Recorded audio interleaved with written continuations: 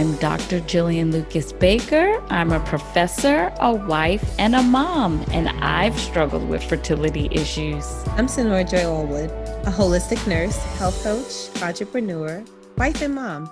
And I've also struggled with fertility issues. I'm Raelle Hamilton Romeo. I'm a PR executive, a storyteller, and an adjunct professor. I'm a mom and a travel enthusiast, and I've struggled with fertility issues. Welcome to a tribe called Fertility. Hi, tribe. Welcome. Today we have a great show for you. I'd like to introduce our guest. Her name is Edoabasi McGee. Edo is a pharmacist and a professor of pharmacology. She's also a certified peer specialist for women with cancer. Today, this is so near and dear to my heart because Edo and I are friends. We're soccer moms. We met while our sons were playing soccer at the tender age of 3. And one day on the field, I was feeling a bit ill. I just had a surgery for breast reduction, and I was actually there with my drain in my pocket, and just like I had a back brace on. It was crazy, and I was just in bad shape. And I just started to talk to the moms, and Ado was one of the first women to just come to my side and share her story, and that she was also going through something at the time, and it was just amazing. And today I'm just honored. We are honored to have her be a part of our show as our first guest. Thank you so much, Sonora. Thank you for this opportunity.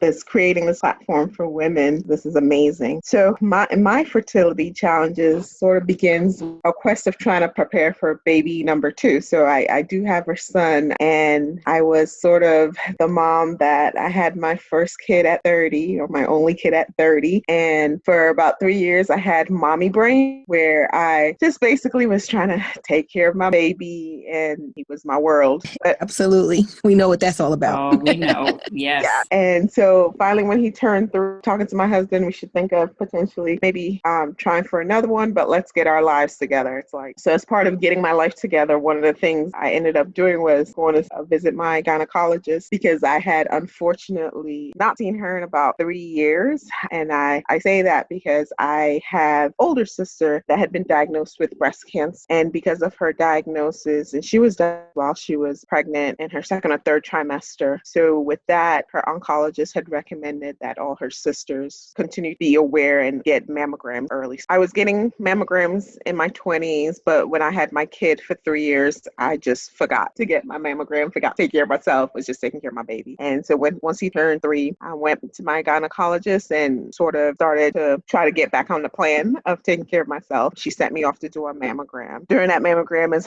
when I was diagnosed with breast cancer. My mammogram came back abnormal. Spent hours at the breast clinic. They had to do an ultrasound because it was a crazy day that day. And once they saw in the ultrasound, they needed to do a biopsy. So I was diagnosed with breast cancer at the age of 33. My breast cancer was triple positive. So it was estrogen, progesterone, and HER2 positive. So I had all the positive hormones breast cancer. With the cancer, I had a few things happen. I was diagnosed March 2017. When I first got the diagnosis, my gynecologist sort of called me to tell me about it, really sort of helter-skelter is what I would say. She called me in the evening, I think, when she was driving home after work, and was like, "Miss McGee, I don't even understand. I can't explain this. Your results came back, and I'm sitting here trying to figure out why I even sent you to get a mammogram because you're only 33. But I hate to tell you, you have breast cancer." So at that moment, I really had to pause, because I was getting mammograms in my 20s. She sent me to go get a mammogram because she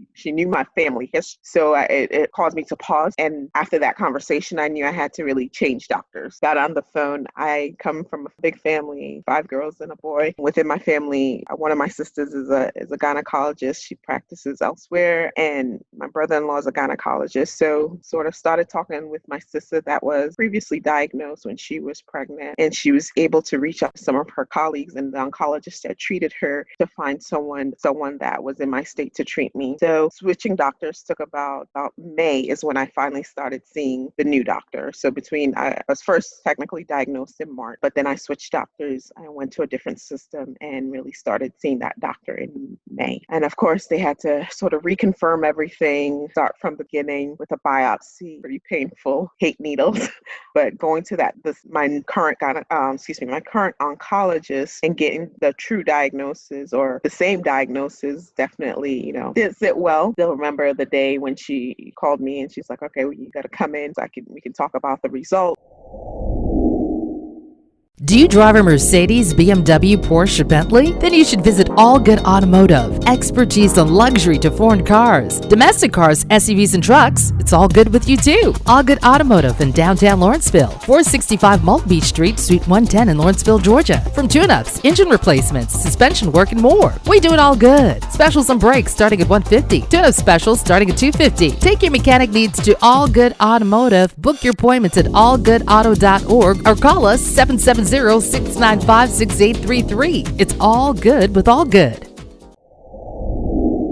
I wouldn't get pregnant while on chemo. And then sort of one of the hardest appointments that I had to go to was the fertility doctor. To make sure I didn't get pregnant, we had to talk through some things because chemotherapy, of course, makes you infertile. So we had to go talk to the fertility doctor, and it was a difficult appointment because it just felt like the doctor didn't use kid gloves. That whole appointment, it felt like she was talking over my head, and it was different from my other appointments because my other appointments, even though they were sort of telling me this really hard to digest thing about diagnosed with breast cancer, I was still able to follow. But this appointment was different. I came out feeling very angry because I wasn't really given them lots of options. It was almost like I was being blamed for getting cancer because basically my options were to freeze my eggs so I can have a chance when I'm done with my whole treatment to potentially have kids. However, I was told by the fertility doctor that I really had to decide in 24 hours. And if I was going to freeze my eggs, I had to pay $20,000 in 24 hours. So that appointment really...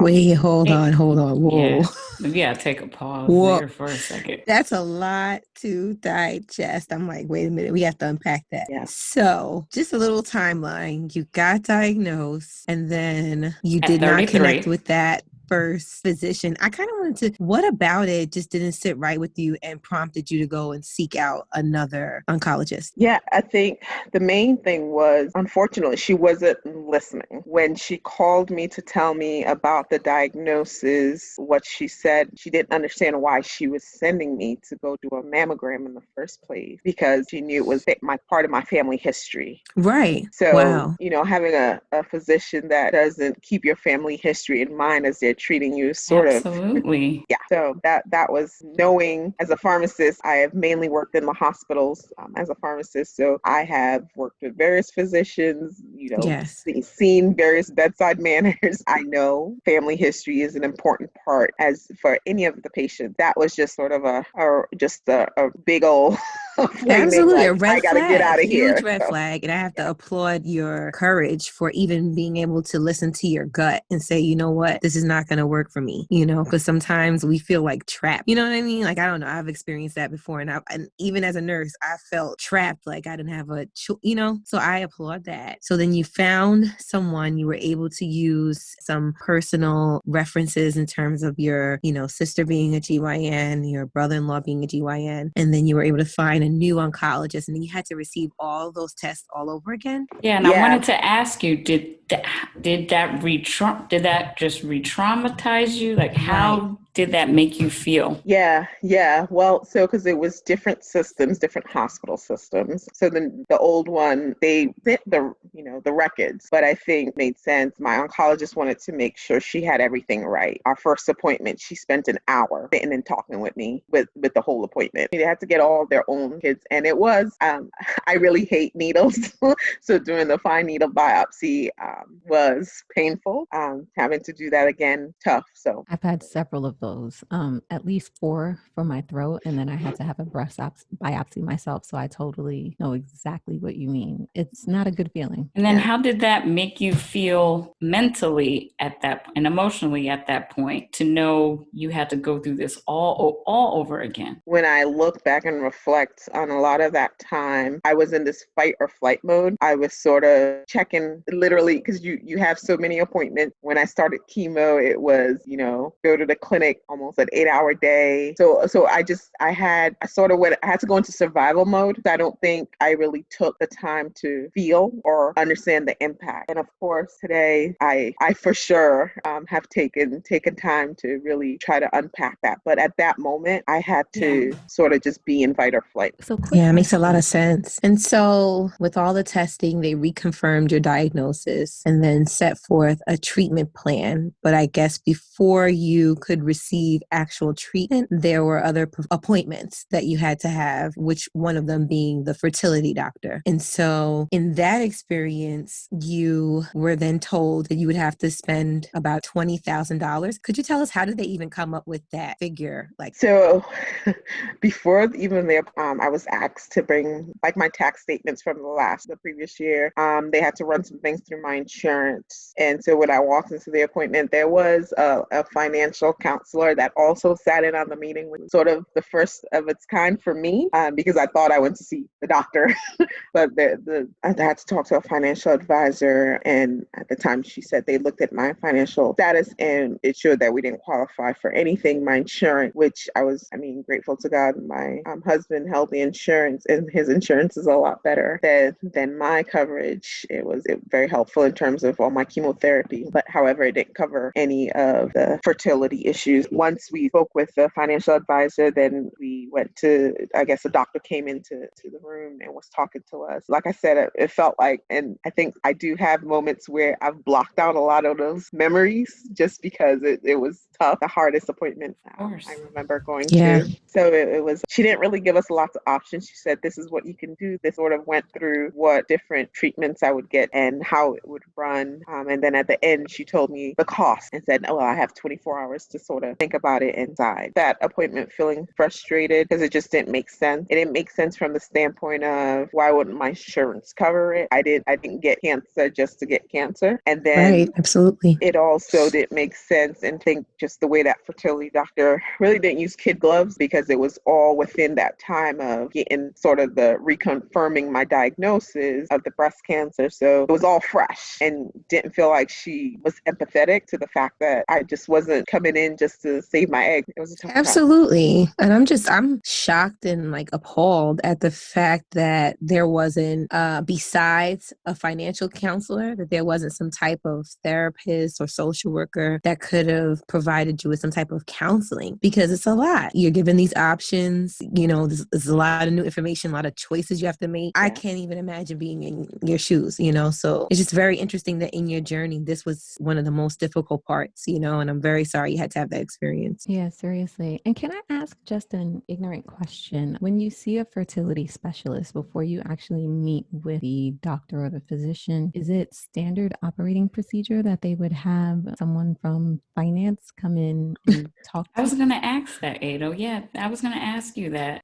Yeah, that was my first experience with, in all the appointments I had, and I had to see the surgeon because I ended up having a double mastectomy, and like plastic surgeons, because everyone knows plastic surgeons probably make lots of money. Yes. Right. Yeah. So even with that, no financial. So it was, again, it stands out in my mind as just the hardest appointment and just the weirdest appointment I had to do. So I don't know what standard practice is. Were you aware of whether the counselor was a full-time employee of that clinic? Because it's just strange, because my husband and I went through infertility, and we had an infertility center that we went to, but we never met with a financial counselor at the fertility center. So this is a first time for me that I'm hearing of this process. Yeah.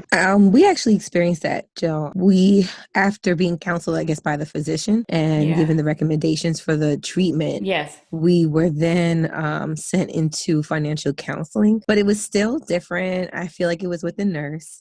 and Keyword she after. was, you know what I mean? She explained everything. It didn't seem like, I don't know, it's just this is very strange, and it's on top of everything that you had to deal with. You know what I mean? And so now, were you able to go forward with the fertility recommendations? Were you able to? No, no, unfortunately, to the appointment, I remember sort of going back to the parking garage. I actually had went to that one appointment with my mom and got back to the car and just bawled my eyes out because Yeah. it was a lot. Oh, yeah. When I got home, I talked with my husband, and after sort of taking some time to drive home and come back to talk to him, I had decided in sort of in my mind that I think it's crazy to sort of try to find 20K in 24 hours, whether regardless of if it was like sort of talking to family. It is. It is. It's Yeah, yes. It's nuts. yeah, It's I nuts. didn't feel like it was right in my gut. And I Yeah. talked with my husband. I said, once we get over, get on the other side of this, and I still want to have kids. I need you to be open. If I can't have kids, and I would want to adopt. But my husband completely agreed, so we decided not to go down that lane. Oh, it's understandable. So now, as the journey progressed after that appointment, did you then start treatment? What did that look like? Well, the most interesting thing, so after that appointment, I had several appointments with the oncologist. And again, it's very interesting because she took so much time to explain everything, and her bedside manners were amazing because she like hours with me. So after that appointment, I went back to my oncologist, and I really expressed, because I had really built a pretty trusting relationship with her just because of what she had done when I saw her. And she explained to me, I gave her my feedback on the fertility. And she's had younger patients that sort of go through this. And once they complete treatment, they are to get on a pill sort of as maintenance for 5 to 10 years, but they can come off after being on it for 2 years to sort of try to get pregnant if they wanted to. I shouldn't just feel just helpless that there is just a little bit of chance, or there's a hope once I get on the other side of treatment and surgery and have been on tamoxifen, the maintenance pill, for at least 2 years. I could try to see if I can get pregnant. So how did that make you feel when your oncologist shared? And it sounds like you had an amazing relationship with her, and that she just sounds like she was just a wonderful doctor for you. How did you feel when she shared that with you? It gave me hope. It gave Yeah. me hope. Yeah. And it was right. And, when you're hit with a cancer diagnosis, Yes. every little bit help.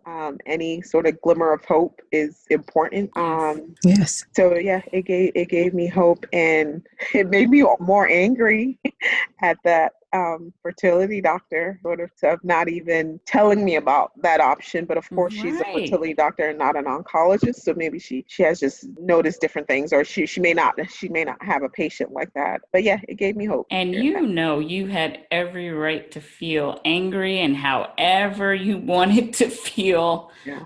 towards that doctor and that experience. Yes. But I'm glad you were able to get hope. Yes, which is so important. And then so after that, I started chemo. So because I had triple positive cancer, it's sort of, they describe it as, if you're to have cancer, it's the best possible cancer to have because there's targeted treatment for that. So I started chemo and 6 cycles over a 4-month period. Chemo is not a joke. But there were days that I would call my sister that is a survivor, breast cancer survivor, and just bawl out, or say, how did you even, go through this symptom of whether it was nausea, the diarrhea, just being sick.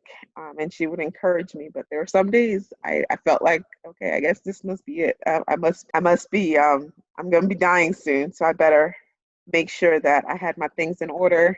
Who's going to raise my 3-year-old? Does everyone know what I want? So there were good and bad days. Chemo's tough. I've been watching my dad go through that, so I know exactly what you mean when you say that. Like, and as the outsider, it's like you want to take away all that pain. I'm happy that you had your sister and that she was able to explain from her standpoint what she experienced, so that could give you some context into what you were feeling. But for those of us who don't know, like myself, like I said, watching my dad, it's really hard to watch Yes. somebody that you love, and you Yes. know that this treatment is helping, but you're watching them be like pretty much broken down so that way you can get better. So I really applaud you. I really applaud Yeah, you. and you hit a good Yes, point, sister. because I had a moment where I was I would say, well, I felt fine. I felt fine prior to y'all giving me all these toxic drugs. So are y'all the one trying to kill me? All of it messes with your mind, even as a pharmacist, having the knowledge I have about medication. Because the first cycle you're like, oh, okay. Then you get the second cycle, you get sicker, and you're just like, wait a minute, you all are giving me toxic stuff. I didn't feel the cancer. It wasn't a pain in my breast. I had stage 1 cancer, so I was like, I think they lied to me. Your mind goes there. Yes. What kind of things were you experiencing? What kind of side effects? I would say the worst side effect was the nausea, because I still have my little mantra still up in my room that said, breathe, breathe, breathe, breathe through the nausea. The diarrhea, horrible too. I would also have to get steroid just to help me with my treatment. Lots of weight gain. Lots of times I felt like an Oompa Loompa. And then I think one time, probably the third or fourth cycle, I got an infection because my immune system I got a fungal infection, all different types of side effects with chemo there. But Did you have worst is edema? probably nausea. Nausea. Did you have edema at all? I know you said you had weight gain, but did you experience like any swelling? Just swelling, Mhm. right? Yeah, I mean, there were different levels of it.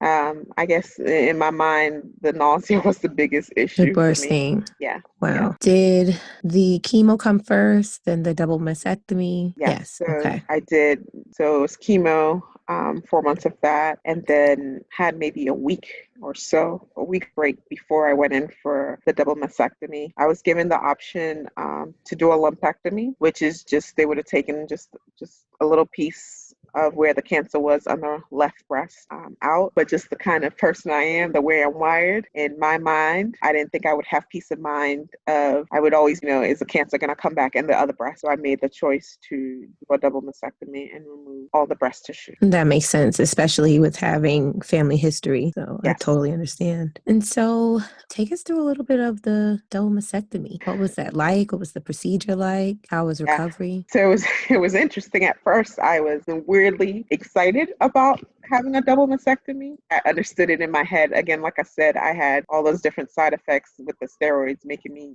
gain lots of weight, feeling like an Oompa Loompa. I thought the surgeon told me basically when they remove all the breast tissue, they can do a flap and basically take the fat from my belly and move it up to my breast. So I thought I would come out slim sexy.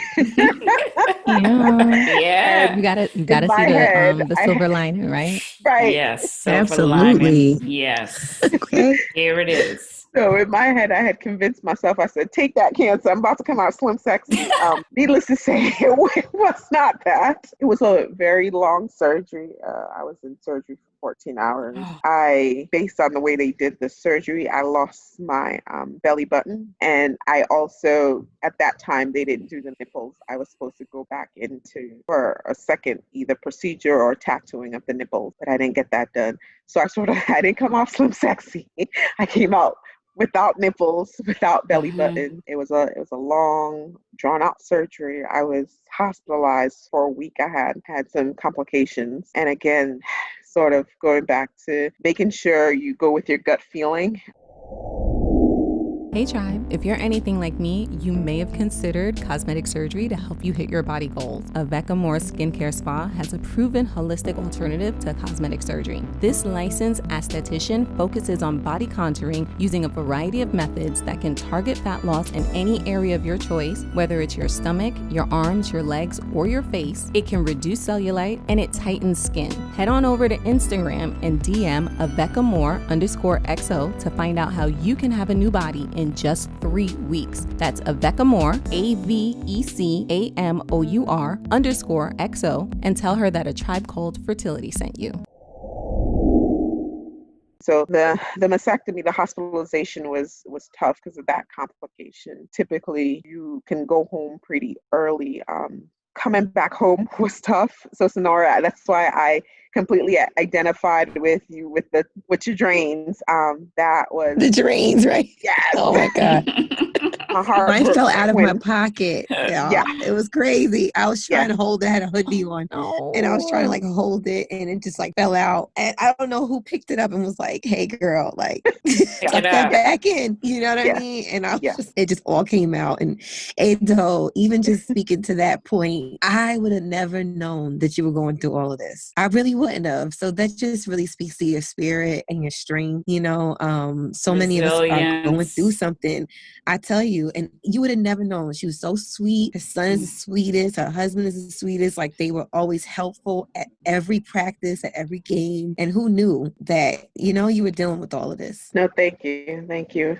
And, my faith in God is certainly That's it. centered me. And for sure, I have to give God the glory because if I waited, you think about if you waited one more year, if it would have been, some other stage, faith in God has really helped me through it all. So just speaking about everything that you went through, and even though I saw you in a good light, you were always happy, but I'm sure this impacted some of your relationships, and it seems like you had such great support, but how did this, impact your relationship with your spouse, son, your mom, your Yeah, sisters? surgery hits you like a ton of bricks. It took a while to sort of get back on my feet. I think at that time, my mind sort of slowed down. I had to more time. I kind of got out this phase of the fight or flight. I had more time to think through what just happened. And that's when I started sort of really see the impact of the whole diagnosis, the depression, the anxiety. I had self-image issues that I had to work through. Probably around October is when I had the surgery, and my family sort of started to see all of that and really encouraged me to seek out help. My sister had seen a therapist before. She's the one that encouraged me to sort of talk to a therapist to Yes. sort of unpack some of the things to get to a better place. So definitely depression is a real thing, and anxiety and just questioning everything. I started seeing the therapist, and of course, all my physicians or clinicians always have to be Black women. It's just my personal That's prerequisite amazing. because I need someone to understand, someone that looks like me Yes. that has a high likelihood of understanding where I'm coming from. So important. Yeah, so started seeing my therapist. Took me a while to sort of warm up, but she has been amazing. Still see her today. I think one of the biggest things I learned in therapy was self-awareness. And it sounds silly, but it's sort of like for me, because I was going through sort of this fight or flight survival mode of, okay, let's go to the next appointment. Let's just make it to this, make it to that, and not allowing myself to feel all the different things, the impact of losing my breast. And That's because it's you're born all with your breast. trauma. Yeah, Yes. she really helped me to understand self-awareness and just be more aware, and then be able to manage understanding that, life comes with all of, there's still going to be trauma in life, but how do you sort of start to pick up on, this is a trigger. I need to, tap into my wellness toolbox or to enact my coping skills. Quick question for you, Ado. You said something that I thought was very interesting. You said when you started therapy, it took you a while to warm up to your therapist. Why is that? I have a theory, but I want to hear why you feel like it took you a while to warm up. Yeah, well, so I'm Nigerian. I didn't say that. I was born and raised in Nigeria. We came here when I was 10. Culturally, it's not acceptable to go see a therapist, like go talk about your problems. It's just not a norm in our culture. Mm-hmm. Not for Black people. Look, what problems? Right? What problems? Right, I'm Caribbean. My mother was like, that's that American foolishness. Yeah. right.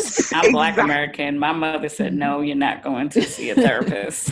So Yeah. we What see goes on in this house? That stays stays right in his his house. No, nobody needs to know your business. And we don't pay anybody to listen to our problems. Exactly. Right. Exactly. You better go Exactly. to the hairdresser. Something. Right. So it's Right. safe to say that this is the consensus across the whole diaspora. Right. Exactly. Exactly.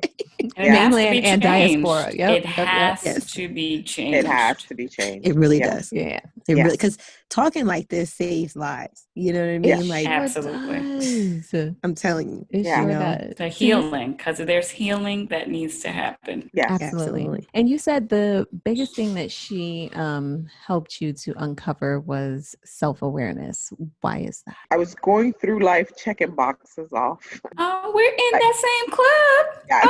I was gonna say that Checking sounds like boxes. somebody else, Miss Checkbox. Checking boxes. Okay. Are you the president? You the president. I'm the vice president. Right, right. So, Nora, you want to be secretary? I sure will. Okay. I sure Yep. will. Yeah, no, it's, the way, again, going back to my culture, it's sort of you're, you're raised as, okay, as a Nigerian, especially, you can only be a doctor, a nurse, a lawyer, there are only certain careers you can do. You And only I have sort a of, few options. right. It's like you go to school, you become those, whatever the profession is, you get married, you have a child, end of your life, going through that. And my older sisters, they went through it too. So it's like, okay, well, that's what I'm supposed to do. I sort of use the same thought process to go through the whole cancer thing of, okay, when's the next appointment? What do I got to do? Who's going to drive me? Because I did lose a little bit of some of my abilities. I always sort of needed help with someone driving me to my appointment. And my support system, again, my mom and my husband were just amazing. Sort of, okay, let's check this box, and not taking time to understand just the impact of it all, because I was in survival mode thinking about, well, I really feel bad about the way I look. I feel weird. Chemotherapy, lose your hair. I was bald. I lost my eyebrows, like cycle 4 or 5 of chemo. But you suppress these thoughts and it's like, but you feel almost less than. And then it starts to show up in your everyday, and you sort of, you carry that around. And so when talking to her and unpacking just talking through issues and unpacking it, that really affected me. Just not acknowledging that losing my hair affected me, made me feel less than. Not having breasts made me feel like I wasn't a woman. Sex life. So one of the medications I got, like, just screws up your libido. You have your hot flashes, mood swings, all of it. I know exactly what you mean. And I hated that. It got to a point where she was like, let's talk through the sex life thing. So it got to a point where it was really my self-image of feeling like less than, feeling like just not a woman. And then, of course, the additive effect of the medication of the loss of libido. But the one thing I have to say, as there's various things that I got from therapy, I finally got to a point that I decided, working through my self-image issues, understanding that my body was just a powerhouse to be able to giving birth to a kid, going through pregnancy as a whole, and then survived cancer. So really changing the mental tape in my head that my body was a powerhouse. Changing your narrative of your body. Yes, it had done all of this stuff and it deserved. I wasn't less than. So powerful. And that helped my self-image. Yes, and even though some of the medications lowers my libido, but I was like, no, sex is gonna be great. Like, I need sex to be great because that is part of, I'm a woman and I need sex to be great. So that therapy, all of that, really uncovered in therapy. Let's tell that truth. So, and thank God that you advocated, because I feel like as women, we don't always advocate for sex or for a good sex life. We don't even talk about it. I still want that to be good. We don't even talk about that stuff. Right. You know what I mean? That's a big part of we want good sex too. Yes. So I have a question for our psychologist who is here, Dr. Jill. So you said I only have a bachelor's and a master's in psychology right now. But okay. Listeners, she only, my type Guess A what? homegirl right here just said, I only have a bachelor's and a master's in psychology. You know what I got in psychology? 3 classes. Okay. So like I said, I don't want any real psychologists coming at me. That's what I'm but saying. guess what? You're qualified. You are a real psychologist. I didn't say you're a just don't psychiatrist. prescribe. You're not a psychiatrist. Right. Yes. Right. Okay. So my question is this. Ado talked a lot about self-image. And I know that there are going to be people out there who are saying, like, you had cancer, you survived, you came away with your life. You should not be focused on those superficial things, like, don't worry about the sex, you have your life and now your health. Why is self-image and even feeling those feelings and going through the process of unpacking them, with a therapist important for us as humans and as women? Like things like losing your hair, your eyebrows, eyelashes, your breasts, going through infertility. Like, why are these things so important to us as people and especially as women? And then, Ado, if you could kind of counter once Jill I says, think we like, if all you can could let try. us know what it was for you that made those things so important. I mean, I can just share from just my own experience. I'm still struggling with self-image. Like I've shared this with you all before. I have not felt the same way about my own body since I've had my kids. And how old are my twins, Gavin and Gemma now? 9. And because of having 2 C-sections and Ado, we are in another club because I have not seen my belly button in maybe 10 years. So it's Yeah. gone. It's gone. Unless I lift up all my fat, then I can see it. So I haven't seen it. And then in terms of my marriage, I've also struggled with feeling comfortable with being intimate because I'm like, I don't feel like myself. So how do because it's mental. It's mental. If you are not mentally there with your self-image and how you feel about yourself, that just ties into our desire and wanting to be intimate with our partners. And so it's really, it's a journey. It's something I work on every single day. I've talked to my therapist about it. And whatever makes you feel better, like me and this hair that's not mine, I think is whatever we can do to help us feel better. And I think Ado has it right on the nail. She says just you have to change the narrative about yourself. Like, okay, I don't look the way I used to look before I had my kids. I mean, I'm not going to look the way I looked before I had cancer, but look at all the things that I did with this amazing body. I think that's so powerful. So we're going to have to start a new club. Yeah.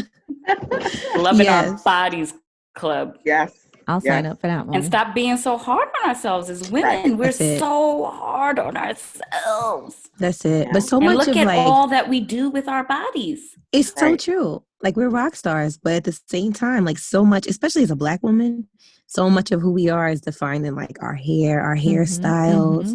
Hair is everything. I can, truly sympathize with losing hair because I actually lost 50% of the hair in my head after I had Noah. So I guess like the hormonal. You never told us that. I lost a lot of my hair to PCOS. After the hormonal changes. Yes, I do. I lost. Yeah, I lost like all my edges and most of the hair on the top of my head. So it was just so thin. I was thankful to have something there, but there was a period where I had to like wear hats or like something to cover. Did your hair just like fall out when you touched it? Yeah, I went to wash my hair in the shower. That's what was happening to me too. Ladies and gentlemen, if you see this full mane of hair that's on Nurse Mrs. Allwood's head right now, I don't know what she looked like then, but her hair looks amazing right now. I have pictures. I used a lot of natural remedies, essential oils, lavender essential oils, but it took about 2 years to start to come back. Right. And look, what Amari is a 3 and my hair is still falling out. My hair has not returned to its natural curl pattern. Yes. I've started wearing my hair curly, and now since I had Amari, it has not returned back to my regular curl pattern. It's a real thing. I did want to say one thing though, because I don't know who said it just now in terms of like our bodies, but like if you think about it, like we are so many things. And I think Sonora, you said, especially as Black women, like we are wife, mother, woman, sex symbol. So it's like we carry all of that and we literally are every woman. So if you're trying to be every woman, of course, like you're not going to feel sexy or, you're not going to feel like yourself. But I think and I say this fully knowing that I have my own body issues. Like when I was super thin, I had body dysmorphia. And since I've gained weight, I still have body dysmorphia because in my mind, I'm way bigger than I actually am. So even struggling with I have it too. Yeah, even struggling with body image, like I can totally identify with that. And that's not something I ever addressed in therapy. Like I addressed other issues in therapy, but if you think about it. There's so much. There's so much. And I really like Ado is saying, like, change the narrative, like learn Yeah. to Yeah. embrace the Yeah. But powerhouses it's that we are and it's an these powerhouse bodies that we have. everyday, it's every day. Yeah. Yeah. It's very powerful, Ado. Because I was Yeah. just going to ask you, how did you deal with like the daily reminders? You know what I mean? Well, And how did Zayden, how did he get by during all this? Did he notice that something was wrong with mommy? Oh, that's a great question. yeah. So he was 3. My son will remember the craziest little detail now, but he doesn't quite remember too much. For example, his school this month had breast cancer awareness day where they asked all the kids to wear pink and do a pink out. And I couldn't find a pink shirt. I have other pink shirts from other years where he's worn a pink shirt. I couldn't find a pink shirt, and literally we were driving to school. I'm like, all right, we're gonna stop at Walmart because you're fine. I'm getting you a pink shirt because I'll be damned that your mom is a whole survivor and Yep. Exactly. you don't wear pink on I'm gonna wear pink breast cancer today. day. And he's like, Mommy, when did you have breast cancer? Listen, I did. Remember when Daddy had to take me to the hospital a lot? And remember when I was bald? He's like, oh yeah, I remember when you were bald. So I guess I've always considered myself lucky because I Yes. remember I always sat next to how old she was, but another woman that had teenagers, and we would chat during chemo, and she would say, dealing with everything else on top of that, she said her teenagers hated when she was around when their friends came because she was bald. They were like, Mommy, put on a hat. No one wants to see a bald woman. Oh my And Oh my God. so goodness. she was sort of dealing with that. And she said, consider yourself blessed that your kid doesn't, and they were boys.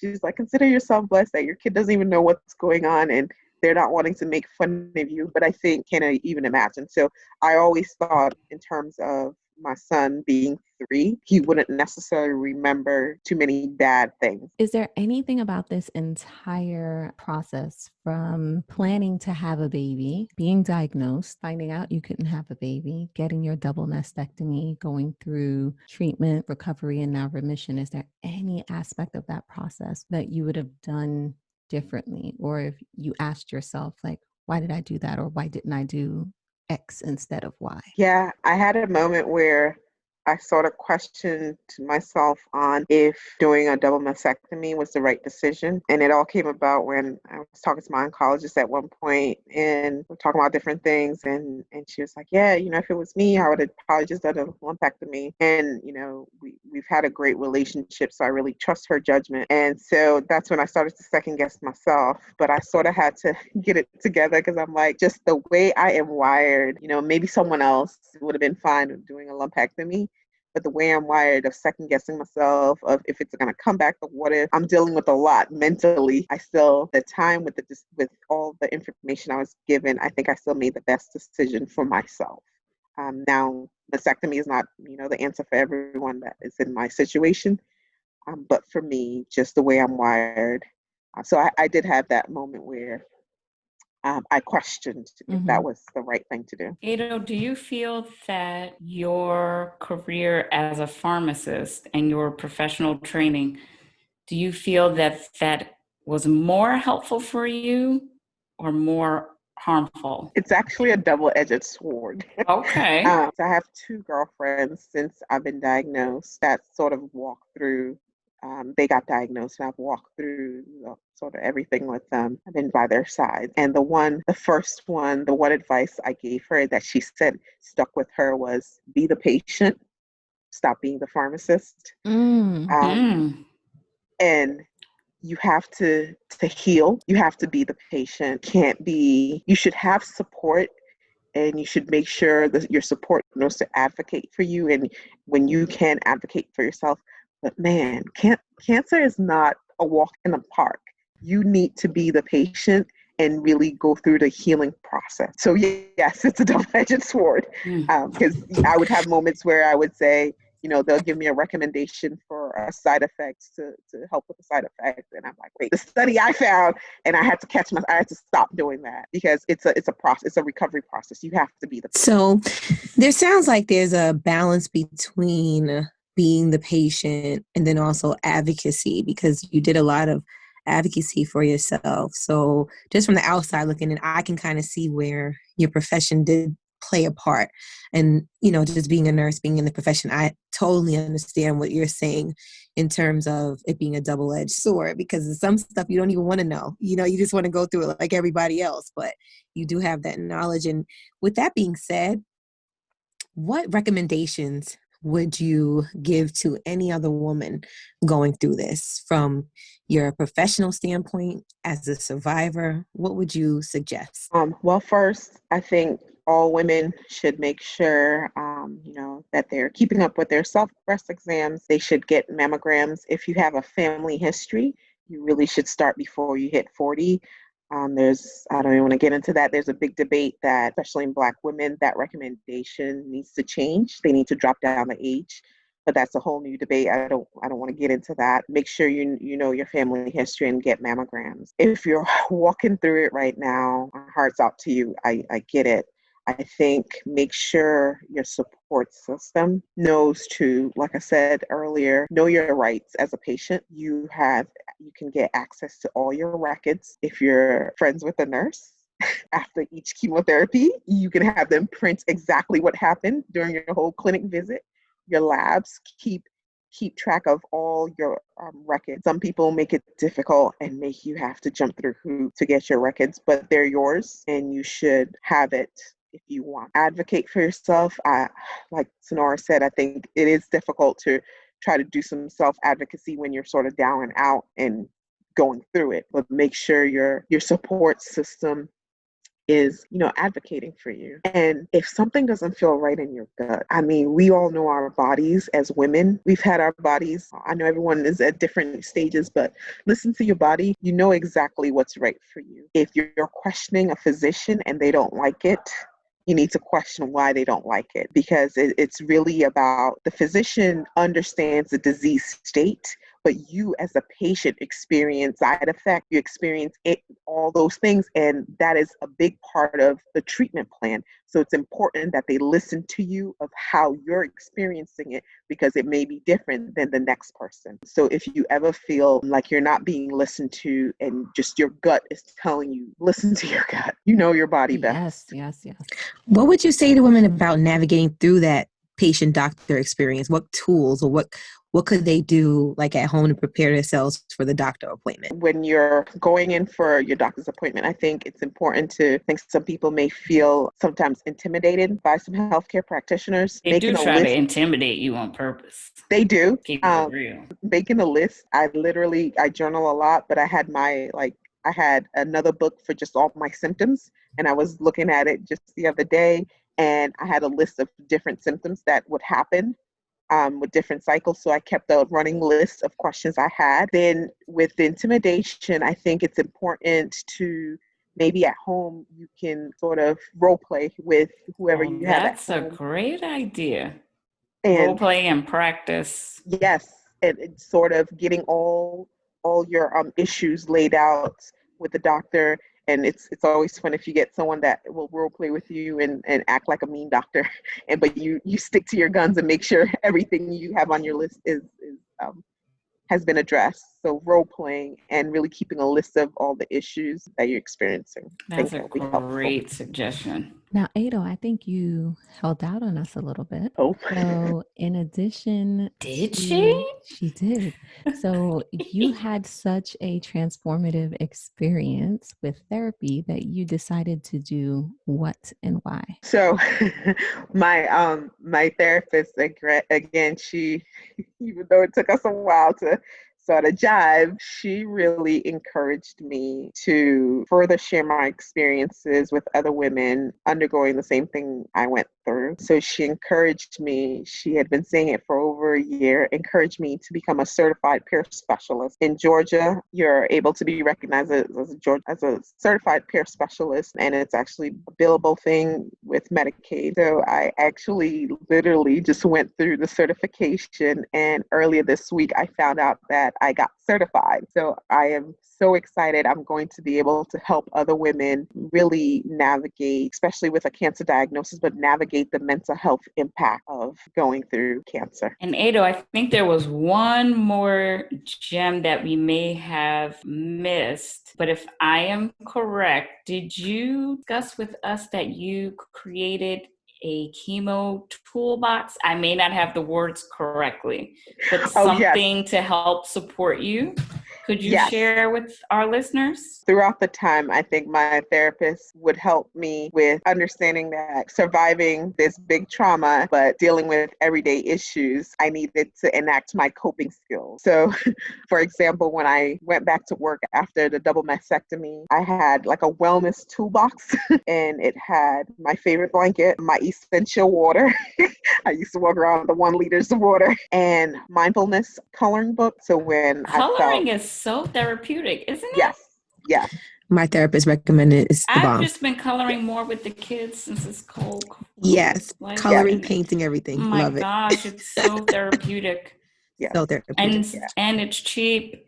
Yes. Art therapy is real. Dollar store. Yep. Art Exactly. therapy is real.